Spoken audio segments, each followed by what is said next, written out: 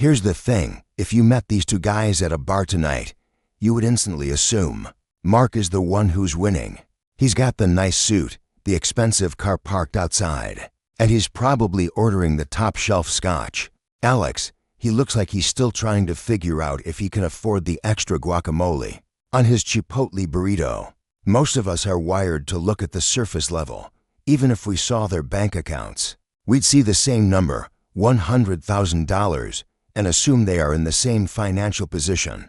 But what if I told you that in the only game that actually matters, the game of long-term freedom? It sounds wrong, right? It sounds like one of those finance bro tricks designed to sell you a course. $1 million is 10 times more than 100 grand. But today, I'm going to show you the undeniable math on why hitting $100,000 in your 20s is mathematically more powerful than trying to save $1 million later in life. And if you don't understand this, you are likely working 10 times harder than you need to. My name is Brian, and I spend way too much time obsessing over the hidden math that dictates whether you retire at 40 with options or work until you're 70 because you have to.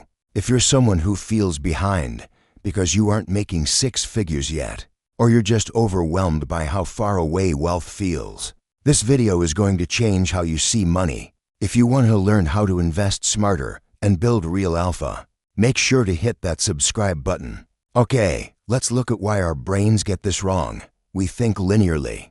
We think $500 saved is just $500. We forget about the cost of delay. Let's look at the real numbers. We have 2 different investors. First, meet the early grinder. Let's say by age 25, through sheer hustle, living with roommates, and eating ramen, they managed to save $100,000. They put it into a boring, low-cost S&P 500 index fund. And then, this is crucial, they never invest another penny of their own money again. They just let it sit there. We'll use a conservative historical average return of 7% after inflation. By the time this person turns 60, that $100,000 has grown into $1,067,000. They are a millionaire, and they spent the last 35 years doing literally nothing to earn that specific money. Now, meet the late bloomer.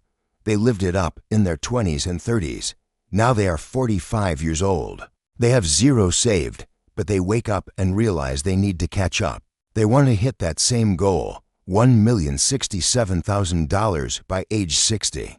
They have 15 years to do it, to hit that exact same number, assuming the same 7% return. The late bloomer has to save $3,800 every single month. Think about that. $3,800 a month. That is an entire salary for many people. The 25-year-old's money did 90% of the heavy lifting. The 45-year-old has to do 100% of the heavy lifting with sheer brute force of their income. That is the power of getting the math on your side early. So if the math is this obvious, why doesn't everyone do it? Why isn't every 26-year-old sitting on 6 figures? Because of what I call the dead zone. The dead zone is that initial slog from $0 to that first $100,000. It feels like you are pushing a boulder uphill in the mud. When you have $10,000 invested, a good year in the market might make you $700. That's cool, but it doesn't feel life-changing. You can't quit your job on $700 a year. Your brain looks at that and says, why am I sacrificing my lattes and my nights out for this? This is where psychology beats math for most people. It's called present bias. We feel the pain of not spending $5 today, drastically more than we feel the abstract joy of having $50 in 10 years. But here is the secret.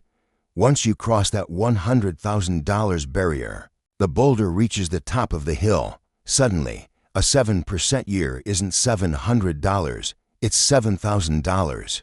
That's real money. That's a few months of rent. That's when you actually feel the momentum shift. That's when your money starts working harder than you do. You just have to survive the dead zone to get there. Look, I know some of you are watching this thinking, must be nice, Brian. I make $45,000 a year and I have student loans.